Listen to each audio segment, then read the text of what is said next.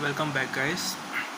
और आज हम फिर से आपके सामने हैं, खुद के सामने हैं, क्योंकि वीडियोस बेसिकली मेरे खुद के लिए मैं बनाता हूँ रिवीजन के लिए। तो आज हम पढ़ेंगे सेंटर स्टेट रिलेशन। ठीक है, सेंटर स्टेट रिलेशन। तो सेंटर स्टेट रिलेशन में देखो क्या होता है कि पहली बात तो हमको ये पता है कि जो इंडिया का संविधान का जो मतलब कि प्रणाली है वो फेडरल स्ट्रक्चर है। ठीक है, हम लोग फेडरल फॉर्म ऑफ गवर्नमेंट को सपोर्ट करते हैं, यानी कि हम जो शक्तियां हैं, ठीक है, उसका बंटवारा करते हैं किसमें, स्टेट और सेंटर में। ठीक है, ऐसा नहीं है कि सेंटर ही सारी ताकत लेके बैठा है, हम स्टेट को भी ताकत देते हैं।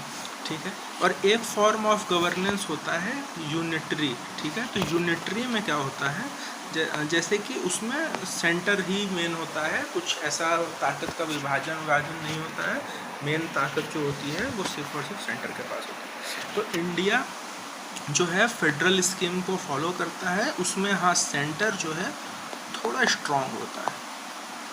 ठीक है, स्ट्रॉन्ग होता है। लेकिन अब क्या है, जब दोनों स्टेट और सेंटर में हमने पावर्स को डिस्ट्रीब्यूट कर दिया है, तो काफ़ी चांसेस हैं कि मतभेद होते होंगे, और इन मतभेदों को रिजॉल्व करने के लिए और भी बाकी चीज़ें हैं। तो इंटर स्टेट रिलेशन हमको समझना पड़ेगा कि चीज़ें कैसे ऑपरेट करती हैं। ठीक है, तो देखते हैं। तो अभी हमने देखा कि जो फेडरल सिस्टम हम अपना के रखे हुए हैं, तो वो कहाँ से आया है, तो वो कनाडा के कॉन्स्टिट्यूशन से हमने लिया है। ठीक है, अब हम देखते हैं कि जो सेंटर और स्टेट है उसमें हम पावर जो डिस्ट्रीब्यूट करते हैं, ठीक है, तो हम क्या क्या पावर को डिस्ट्रीब्यूट करते हैं।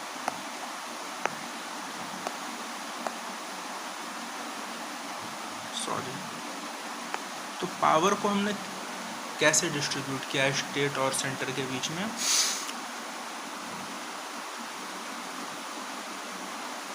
विधायी पावर जो है, मतलब कानूनी ताकत है, वो स्टेट की अपनी होती है और सेंटर की अपनी होती है। ठीक है, एडमिनिस्ट्रेटिव पावर जो है वो स्टेट की अपनी होती है और सेंटर की अपनी होती है।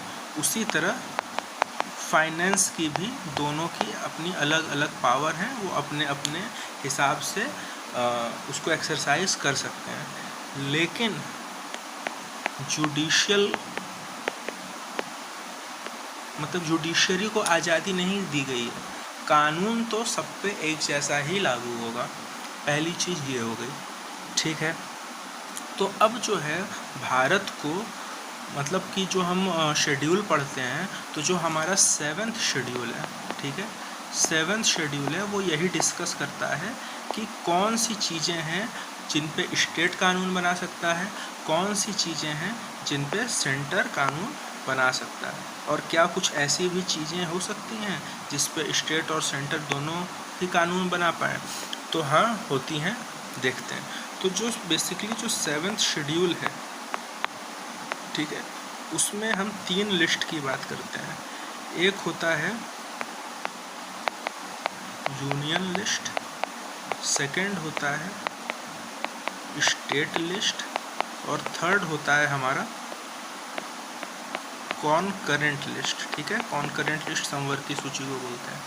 ठीक है, तो यूनियन लिस्ट में क्या है कि इस समय 100 ऐसी चीज़ें हैं जिन पे सिर्फ और सिर्फ केंद्र सरकार नियम या कानून बना सकती है। ठीक है, स्टेट में 61 ऐसे टॉपिक्स हैं जिस पे एक्सक्लूसिव राइट्स जो हैं वो स्टेट को दे दिया गया है कि इन चीज़ों पे आप ही कानून बनाएंगे। लेकिन इसमें भी थोड़ा सा एक्सेप्शन है, कुछ स्पेशल सिचुएशंस में, जैसे राष्ट्रपति शासन लग जाए या फिर आपातकाल लग जाए या कुछ और भी स्पेशल प्रोविजंस होते हैं। स्पेशल सर्कमस्टेंसेस में स्टेट लिस्ट पे गवर्नमेंट भी यानी सेंटर भी बना सकता है पार्लियामेंट के थ्रू।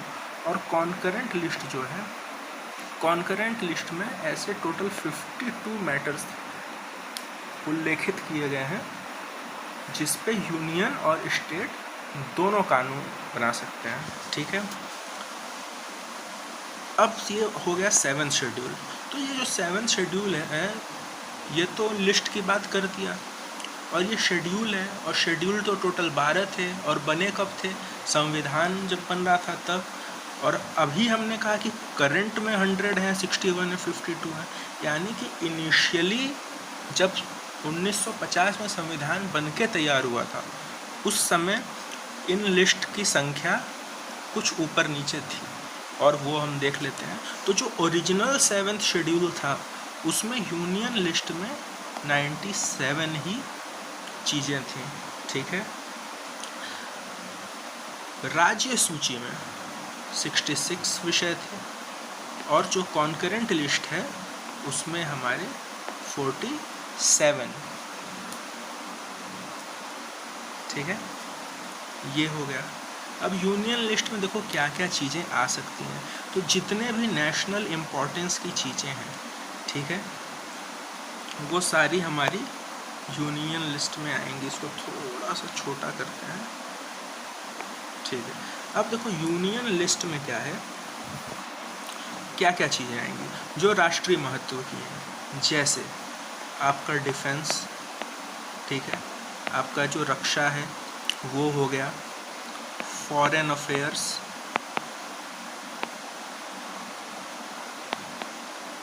फॉरेन अफेयर्स जो है वो आपका यूनियन लिस्ट में आएगा। अगर वॉर वगैरह हो गई, इनसे रिलेटेड कुछ भी बनाना है तो केंद्र को अधिकार है। किसी भी प्रकार की इंटरनेशनल ट्रीटी जो है वो आपका यूनियन लिस्ट में आती है, ठीक है। फिर आपका एटॉमिक पावर से जुड़े जो कानून हैं वो आपकी केंद्र सरकार बनाएगी, ठीक है। फिर उसके बाद आपका जो बॉर्डर टैक्स है ये जो है ये भी केंद्र सरकार के पास ही ताकत है इस चीज़ की। फिर आपका सेंसस यानी जनगणना जो है वो राज्य सरकार नहीं कराएगी, केंद्र सरकार ही कराएगी, ठीक है। फिर उसके बाद फॉरेन लोन्स की बात हो गई। उसके बाद आता है डाक और तार वगैरह। ओ ये मिस हो गया क्या?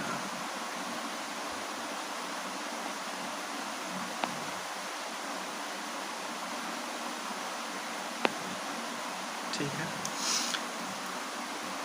फिर आपका जो टेलीफोन है,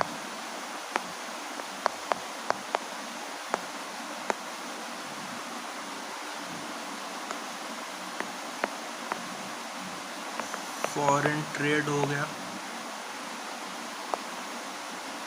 रेल हो गया,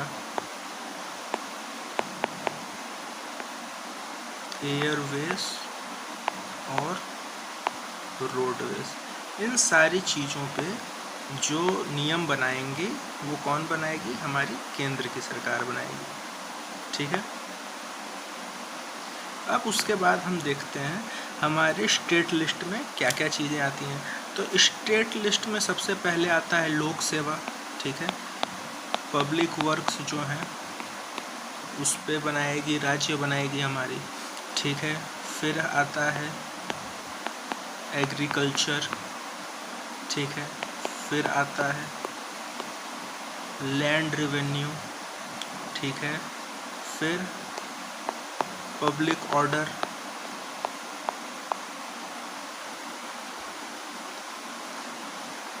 पुलिस, हेल्थ। लोग नहीं कहते कि लॉ एंड ऑर्डर जो है वो स्टेट का सब्जेक्ट है, मतलब कि अगर कभी भी कोई लॉ एंड ऑर्डर की सिचुएशन बनती है तो उसके लिए राज्य सरकार जिम्मेदार है, ठीक है। उसी तरह जो स्वास्थ्य वगैरह है उस सब के लिए भी राज्य सरकार को ही नियम बनाने हैं और वही जिम्मेदार है। स्थानीय शासन, फिर क्रय विक्रय, ठीक है, खरीदना बेचना, और सिंचाई मतलब इरिगेशन, ये सारी चीज़ें स्टेट लिस्ट में आती हैं।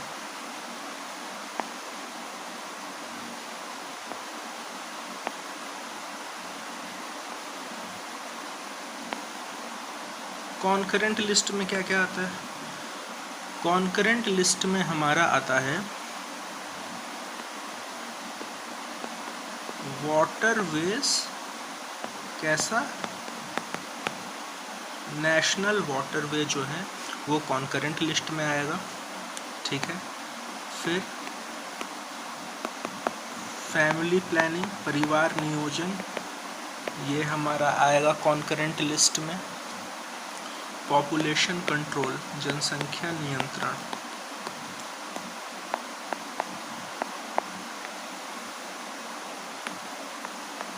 न्यूज़पेपर,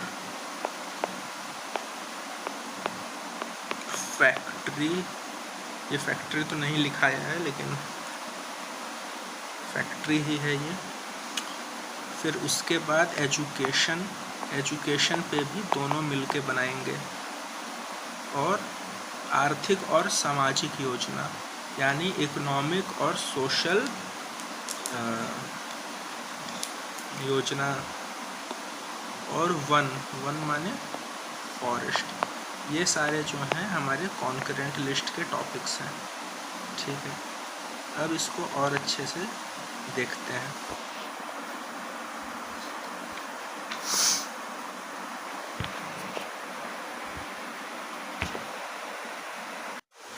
ठीक है, अब क्या है कि जो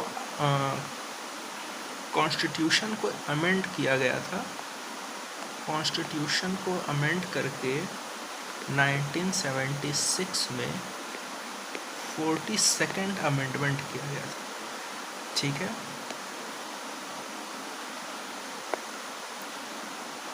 42nd अमेंडमेंट करके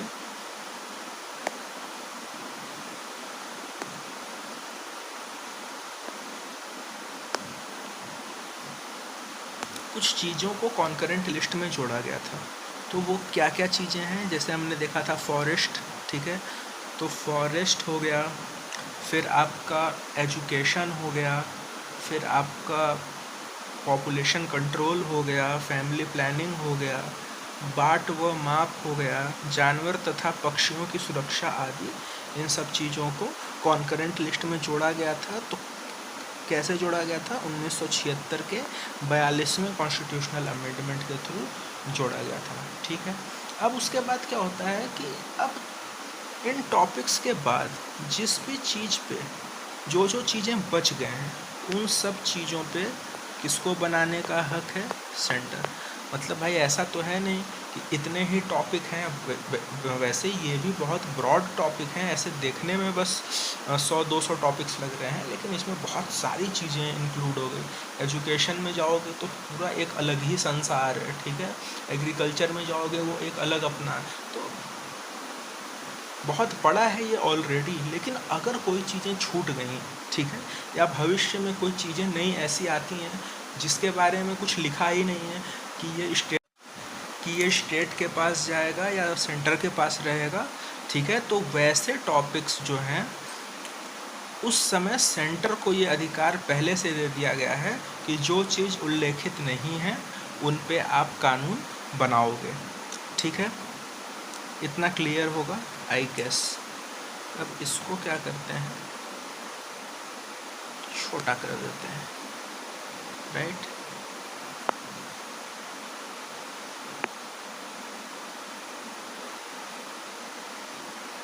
अब देखो हम आते हैं कुछ इम्पोर्टेंट चीज़ों पे। एक है हमारा आर्टिकल 249, ठीक है।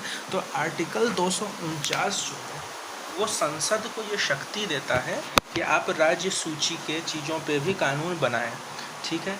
अब समझना, 249 ये शक्ति तो देता है, लेकिन संसद में भी कौन सा हाउस? तो सिर्फ और सिर्फ राज्यसभा, ठीक है। राज्यसभा के पास ये शक्ति है कि अगर राज्यसभा अपने उपस्थित तथा मतदान करने वाले सदस्यों का 2/3 बहुमत से किसी भी चीज़ को पारित कर दे, और वो कैसे पारित करे, राष्ट्रीय हित को ध्यान में देते हुए पारित करे, तो राज्य सूची के विषयों पर जो कानून है वो संसद चेंज करके उसको सेंटर में डाल सकती है। ठीक है, पहला चीज़ ये हो गया। अब राज्यसभा ने अगर किसी भी विषय को, राज्य सूची के विषय को केंद्र को दे दिया है तो वो कितने समय के लिए दिया है, तो इसकी जो वैलिडिटी होती है वो सिर्फ और सिर्फ 1 साल की होती है। ठीक है, पहला चीज़ ये क्लियर हो गया। और ये 1-1 साल करके बढ़ाया भी जा सकता है राज्यसभा के द्वारा। ये हमने 249 आर्टिकल में देखा। उसके बाद देखो क्या होता है कि कभी कभी राष्ट्रीय आपातकाल जब आता है या फिर जब राष्ट्रपति शासन लगा होता है, उस समय भी संसद को राज्य सूची पर कानून बनाने का अधिकार होता है। ठीक है, और राज्य, कभी कभी राज्य खुद से सहमति दे देते हैं कि किसी विषय पे उनको लगता है कि इस चीज़ को केंद्र के पास होना चाहिए, तो भी उनके सहमति से भी राज्य सूची पर संसद कानून बना सकती है। ठीक है, तो ये था आर्टिकल 249, राइट। अब आर्टिकल 249 के बाद एक आर्टिकल है 253। ठीक है, तो आर्टिकल 253 क्या बोलता है उसको भी हम लोग देखते हैं।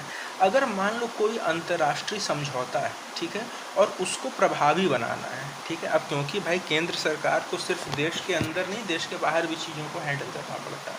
ठीक है, अब गवर्नमेंट जो है वो किसी फॉरेन गवर्नमेंट से किसी चीज़ पे डील कर रही है।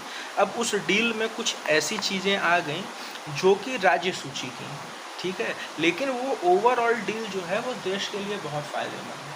ठीक है, तो उस केस में भी केंद्र के पास ये ताकत होगी कि वो उन सूचियों को केंद्र वाली सूची में डाल दे, और उस समय किस आर्टिकल का सहारा लेगी, आर्टिकल 253। तो आर्टिकल 253 संसद को तब ये शक्ति प्रदान करती है जब कोई अंतर्राष्ट्रीय समझौता को प्रभावी बनाना होता है।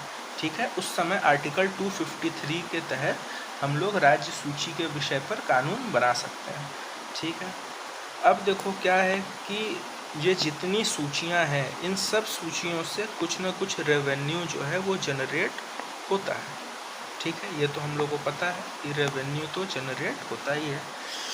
ओके, तो अब देखते हैं क्या क्या होता है। तो जो यूनियन लिस्ट की चीज़ें हैं, तो वहाँ से कैसे पैसा आता है, तो जितने भी तरह के निगम कर होते हैं, बॉर्डर टैक्स होते हैं, निर्यात जो यानी कि यहाँ पे जो हम एक्सपोर्ट करते हैं, यहाँ से लोग जो बाहर सामान अपना बेचते हैं वो लोग जो टैक्स देते हैं, कृषि भूमि को छोड़कर अन्य संपत्ति पर संपदा शुल्क या फिर जो विदेशी ऋण है, ठीक है, फिर रेल हो गया, राइट, फिर रिजर्व बैंक हो गया। रिजर्व बैंक के अलावा शेयर मार्केट हो गया। इन सब से जो टैक्स आता है वो हमारा सेंटर अपने पास रख लेती है। ठीक है, उसी तरह अब अगर देखा जाए कि राज्य के प्रमुख राजस्व स्रोत क्या क्या हैं, तो व्यक्ति कर, फिर उसके बाद एग्रीकल्चर, ठीक है, फिर लैंड टैक्स, फिर उसके बाद बिल्डिंग टैक्स,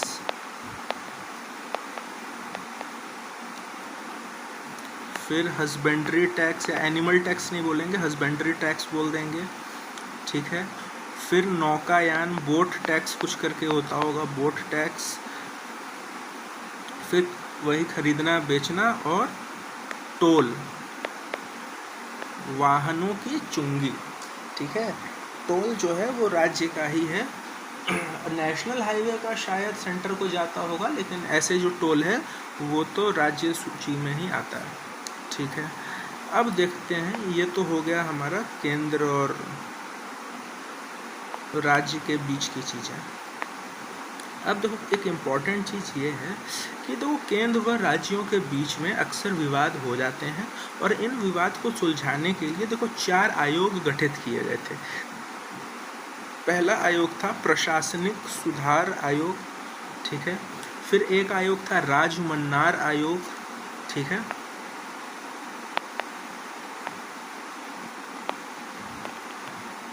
राजमन्नार आयोग था। फिर एक आयोग था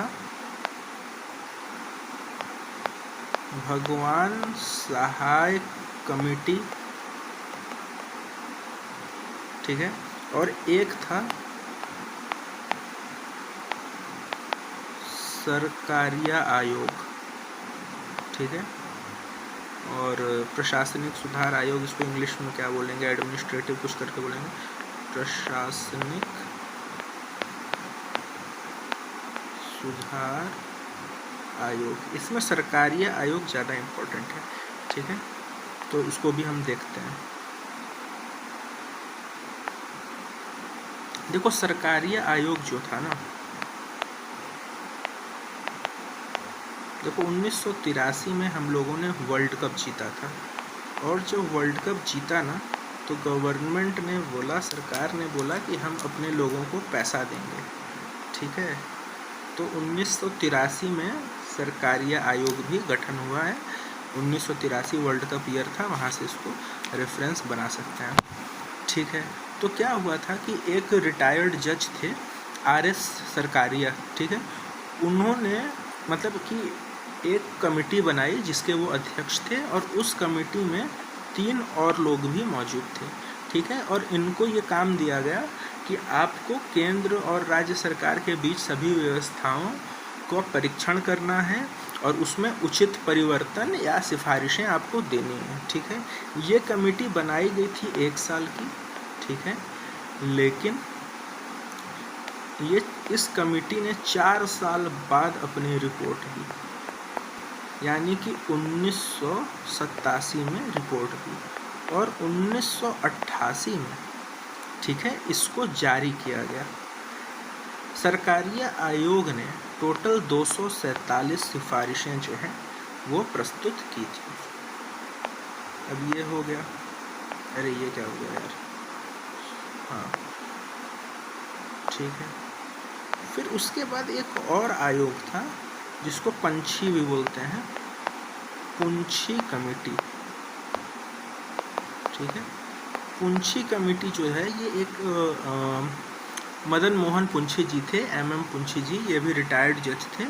तो इनको क्या किया गया था ना, इसलिए इस गठन का आयोग किया गया था ताकि, अब पहले ये बना कब था, ये बना था 2007 में, और सरकारिया बना था 1983 में।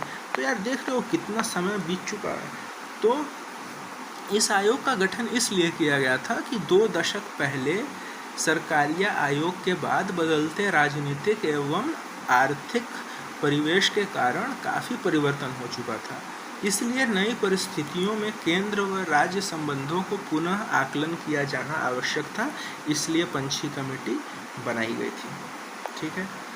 हम लोगों ने पंछी कमेटी भी समझ लिया है।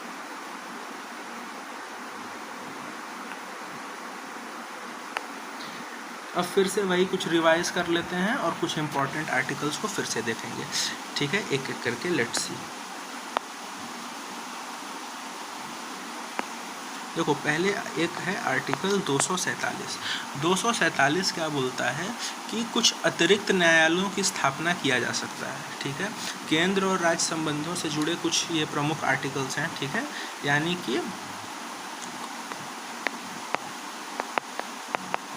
एडिशनल कोर्ट का फॉर्मेशन हो सकता है।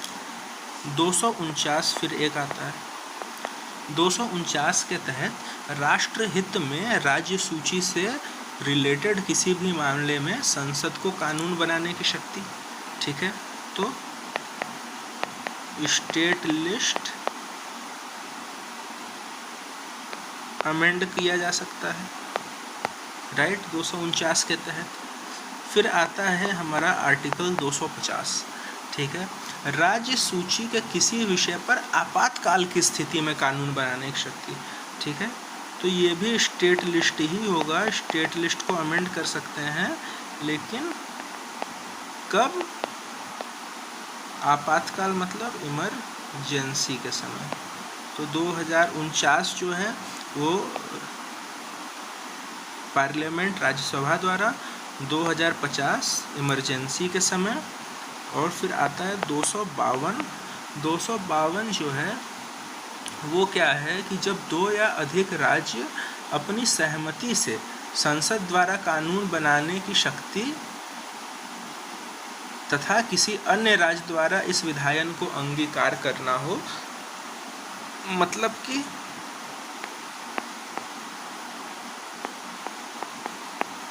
आपसी सहमति से, ठीक है, तो भी स्टेट लिस्ट पे कानून बना सकता है अगर स्टेट परमिशन दे दे। फिर 253 क्या है, जो हमने देखा था कि कोई इंटरनेशनल ट्रीटी की वजह से चेंज करना होगा।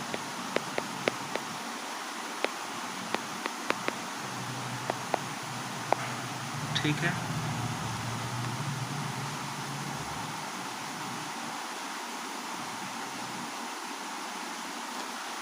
फिर आता है आर्टिकल 262।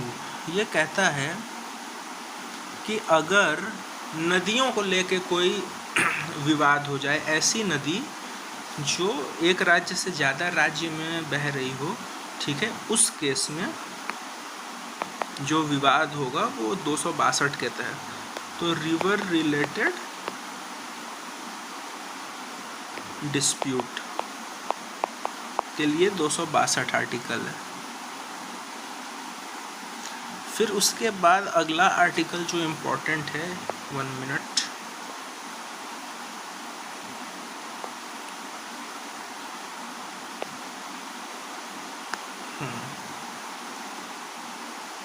आर्टिकल 270, ठीक है।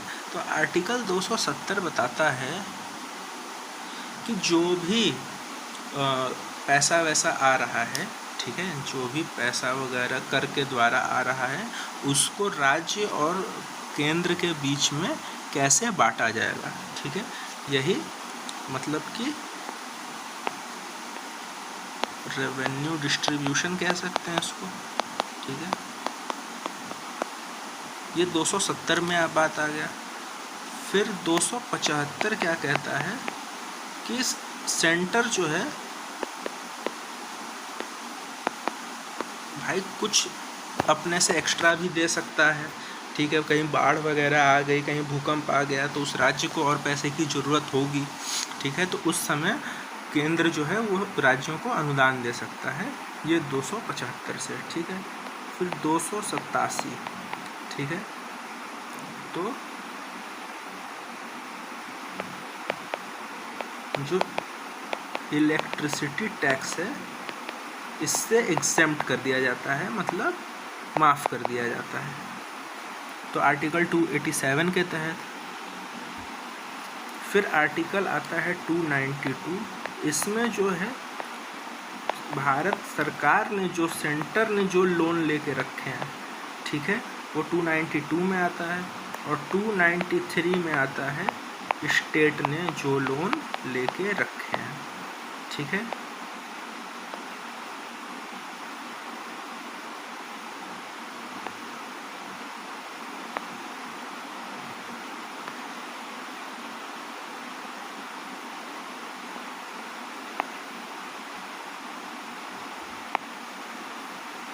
ठीक है, इतना हमने देख लिया है। अब उसके बाद कुछ और चीज़ें भी हम लोग चलो देखते हैं।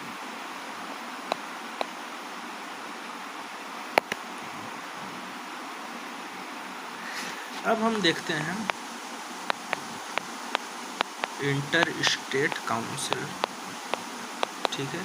तो ये पहली बात किस आर्टिकल से आता है, तो ये आता है आर्टिकल 263 के तहत, ठीक है। तो आर्टिकल 263 जो है वो केंद्र एवं राज्यों के बीच समन्वय स्थापित करने के लिए राष्ट्रपति एवं राष्ट्रपति जो हैं वो एक इंटर स्टेट काउंसिल की स्थापना कर सकते हैं। ये आर्टिकल 263 में लिखा हुआ है। तो ये इंटर स्टेट काउंसिल बना कब? तो ये बना 1990 में, ठीक है, 1990 में बना, जिसकी पहली बैठक 10 अक्टूबर को हुई थी, ठीक है। अब इसमें सदस्य देख लो क्या होता है। इसमें जो प्राइम मिनिस्टर होते हैं वो अध्यक्ष होते हैं। प्राइम मिनिस्टर के अलावा 6 कैबिनेट के मिनिस्टर होंगे जिनको पीएम ने ही चुना होगा, क्योंकि कैबिनेट मिनिस्टर तो 6 से ज़्यादा होते हैं, लेकिन इसमें सिर्फ 6 अलाउड है। तो वो 6 को कौन नामित करेगा? प्रधानमंत्री करेंगे। फिर उसके बाद सारे राज्यों के चीफ मिनिस्टर्स भी इस काउंसिल में होते हैं, ठीक है। प्लस यूनियन टेरिटरी के सीएम या फिर क्या बोलते हैं, राज्यपाल नहीं बोलते यार उसको, क्या बोलते, जो मनोज सिन्हा है जम्मू कश्मीर के, देखो बस नाम ही नहीं याद आ रहा है, एलजी ना, हाँ एलजी, लेफ्टिनेंट गवर्नर, ठीक है। तो इतने लोग इसके सदस्य होते हैं। अब देखो, ठीक है, 3 लोग तो सदस्य होते ही हैं।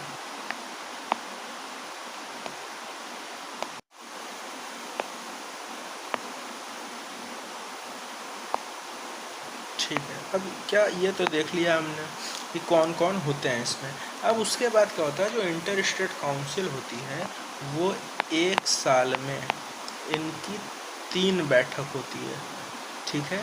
और तीनों बार प्रधानमंत्री उसकी अध्यक्षता करेंगे, और अगर पीएम नहीं है तो प्रधानमंत्री एक कैबिनेट स्तर के मंत्री को बोल देंगे कि तुम करो, ठीक है, वो उसकी अध्यक्षता कर देगा, ठीक है। इंटर स्टेट काउंसिल जो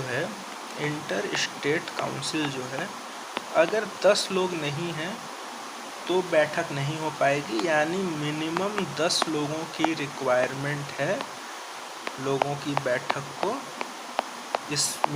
इस काउंसिल की बैठक तभी होगी जब कम से कम 10 मेंबर मौजूद होंगे, ठीक है। अब इसके बाद हमें देखना है नीति आयोग, ठीक है। क्या देखना है? नीति आयोग। तो पहले क्या था ना कि पहले इंडिया में प्लानिंग कमीशन चलता था, ठीक है। तो प्लानिंग कमीशन जो है वो 15 अगस्त 2014 को इसको समाप्त कर दिया गया, ठीक है। किसको समाप्त कर दिया गया?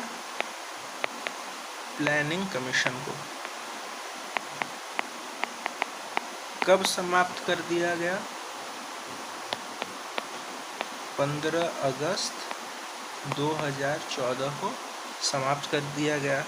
प्लानिंग कमीशन का जो हेड थे वो पीएम होता था, ठीक है। और उसके जो उपाध्यक्ष थे, ठीक है, वो कौन थे प्लानिंग कमीशन के? गुलजारी लाल नंदा। लेकिन 2014 में नहीं थे, ये फर्स्ट वाइस प्रेसिडेंट थे प्लानिंग कमीशन के, क्योंकि और पहले अध्यक्ष कौन रहे होंगे प्लानिंग कमीशन के? जवाहरलाल नेहरू ही रहे होंगे, ठीक है। तो जो प्लानिंग कमीशन है ना वो 15 मार्च, ठीक है, 1950 में इसका गठन किया गया था और 15 अगस्त 2014 को इसको बंद कर दिया गया, ठीक। अच्छा, बंद तो कर दिया गया, तो उसकी जगह क्या आया? नीति आयोग आया, ठीक है। नीति आयोग का फुल फॉर्म क्या है नीति का? National institution for transforming India, ठीक है। ये इसकी अध्यक्ष पीएम तो होंगे ही, और ये सरकार के थिंक टैंक की तरह वर्क करेगा, ठीक है। और इसका काम ये रहेगा कि केंद्र सरकार के साथ साथ राज्य सरकारों के लिए भी ये नीति निर्माण करेगा, ठीक है। और अंतर्राष्ट्रीय मुद्दों पे भी महत्वपूर्ण मुद्दों पर ये रणनीतिक व तकनीकी सलाह देगा, ठीक है। तो जो नीति आयोग है, नीति आयोग के पहले अध्यक्ष तो नरेंद्र मोदी जी थे, और उपाध्यक्ष यानी वाइस प्रेसिडेंट कौन थे पहले? वो थे राजीव कुमार। ठीक है,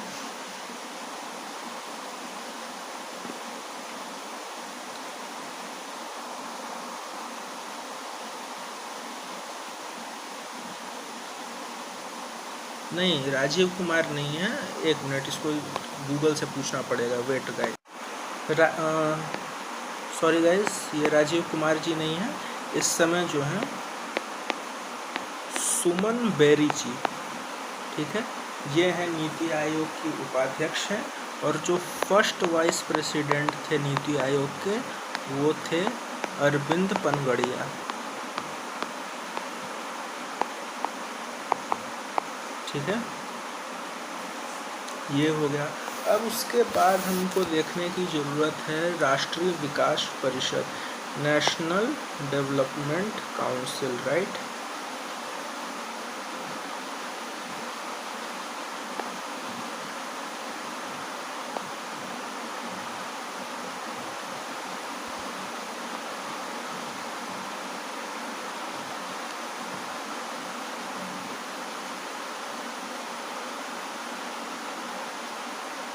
ठीक है, तो नेशनल डेवलपमेंट काउंसिल जो है वो 1952 में इसका गठन हुआ। ठीक है, इसका भी अध्यक्ष जो है वो पीएम होता है। ठीक है, और जो प्लानिंग कमीशन का जो सचिव होगा वही इसका भी सचिव होगा, और इसमें ज़्यादा कुछ है नहीं। हाँ, एक चीज़ ये है कि के संथानम ने नेशनल डेवलपमेंट काउंसिल को सुपर कैबिनेट कहा था। क्या कहा था? Super cabinet. क्यों? क्योंकि इस परिषद में प्रधानमंत्री के साथ साथ सारे राज्यों के मुख्यमंत्री भी इसके सदस्य होते हैं। ठीक है,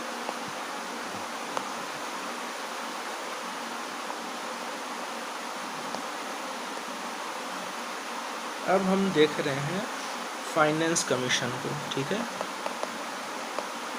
तो जो फाइनेंस कमीशन है वो किस आर्टिकल से बना है? तो वो बना है आर्टिकल 280 के तहत। ठीक है, तो वित्त आयोग का गठन का अधिकार राष्ट्रपति को दिया है। ठीक है, इसमें क्या होता है, एक अध्यक्ष होते हैं और 4 मेंबर होते हैं, यानी टोटल 5 लोग होते हैं, एक अध्यक्ष होता है जिसमें से। ठीक है, आर्टिकल 281 के तहत फाइनेंस कमीशन की जो भी रिकमेंडेशंस होती हैं, ठीक है, उसको संसद में प्रेसिडेंट रखते हैं। ठीक है, ये समझ लिए। फिर उसी तरह, ये तो फाइनेंस कमीशन हो गया सेंटर के लिए, उसी तरह स्टेट का भी, स्टेट फाइनेंशियल कमीशन भी होता है। तो जो स्टेट का फाइनेंस कमीशन होता है उसके लिए कौन सी धारा है? तो उसका गठन जो होता है वो आर्टिकल 243 के फर्स्ट क्लॉज में उसके बारे में भी बात किया गया है।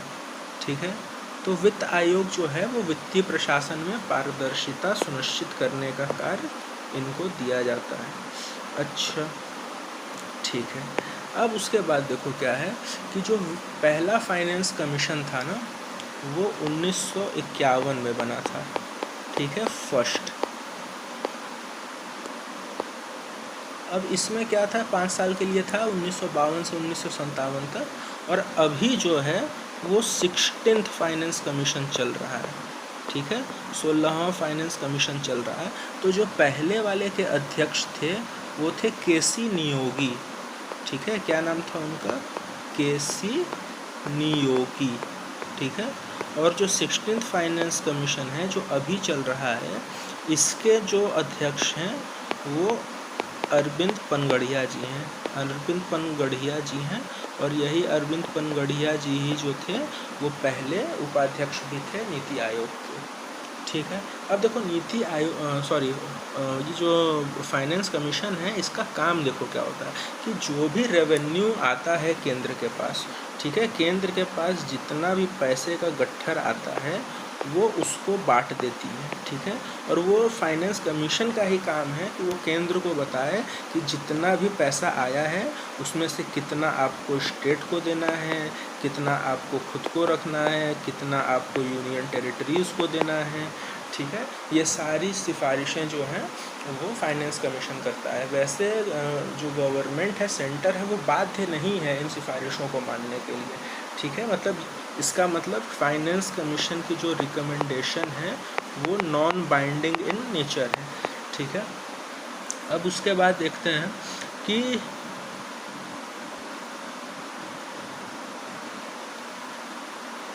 बस यही काम है और कुछ बेसिकली काम है नहीं। इसको पैसे का ही वितरण वगैरह सही तरीके से हो सके और ट्रांसपेरेंसी रह सके, यही सारे काम जो है फाइनेंस कमीशन के होते हैं।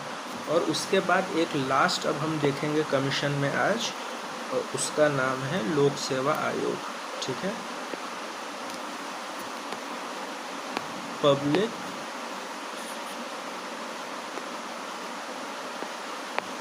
पब्लिक सर्विस कमीशन, ठीक है। अगर यूनियन का है तो यूपीएससी हो जाता है, और फिर स्टेट का है तो स्टेट का नाम लग जाता है, तो यूपीपीएससी हो गया, बीपीएससी हो गया, ठीक है। तो वही चीज़ है। तो पहली बात क्या है कि एक था भारत सरकार अधिनियम 1919, ठीक है। भारत सरकार अधिनियम 1919 में के तहत 1926 में लोक सेवा आयोग की स्थापना की गई। यानी कि लोक सेवा आयोग पब्लिक सर्विस कमीशन का जो गठन है वो 1926 में हुआ था। लेकिन किस अधिनियम के तहत हुआ था? तो भारत सरकार अधिनियम 1919 के तहत में हुआ था, ठीक है। लॉ कमीशन ने इस चीज़ की सिफारिश की थी और पब्लिक सर्विस कमीशन का गठन किया गया था, ठीक है। तो जो पब्लिक सर्विस कमीशन जो होता है, इसके अध्यक्ष जो होते हैं और जो सदस्य होते हैं उनकी नियुक्ति कौन करता है? हमारे प्रेसिडेंट जी करते हैं, ठीक है। अभी इसमें टोटल कितने सदस्य हैं? तो टोटल 10 सदस्य हैं हमारे पब्लिक सर्विस कमीशन में, ठीक है। तो इन लोग की जो नियुक्ति होती है ना वो 6 साल के टर्म के लिए होती है। ये बड़ा इंटरेस्टिंग है क्योंकि अक्सर हम लोग देखते हैं 5 साल के लिए ही होता है, लेकिन इन लोग का जो नियुक्ति है वो 6 वर्षों के लिए की जाती है, या फिर 65 वर्ष मैक्सिमम एज लिमिट है कि या तो 6 साल आप कर लीजिए या तो 65 साल के हो जाइए तब तक कर लीजिए। लेकिन अगर 65 साल होने से पहले आपका 6 साल हो चुके हैं तो भी आपको हटना पड़ेगा, ठीक है। अब ये तो पीएससी का हो गया कि प्रेसिडेंट अपॉइंट करता है, 10 मेंबर होते हैं, 6 साल या 65 साल। उसी तरह जो स्टेट पब्लिक सर्विस कमीशन है उसके सदस्यों और अध्यक्ष की नियुक्ति जो है वो गवर्नर यानी राज्यपाल कर देते हैं, ठीक है। वहाँ पे एज लिमिट जो है वो 62 साल दे दी गई है, ठीक है। और 6 साल या 62 साल, ठीक है। और पब्लिक सर्विस कमीशन में क्या होता है कि अगर इनके अध्यक्ष को या इनके सदस्यों को हटाना है तो वो कौन हटाएगा? प्रेसिडेंट हटाएंगे। और किस आर्टिकल के हेल्प से हटाएंगे? आर्टिकल 317 के तहत वो इन लोगों को रिमूव कर सकते हैं, ठीक है। बस आज के लिए इतना ही। Thank you.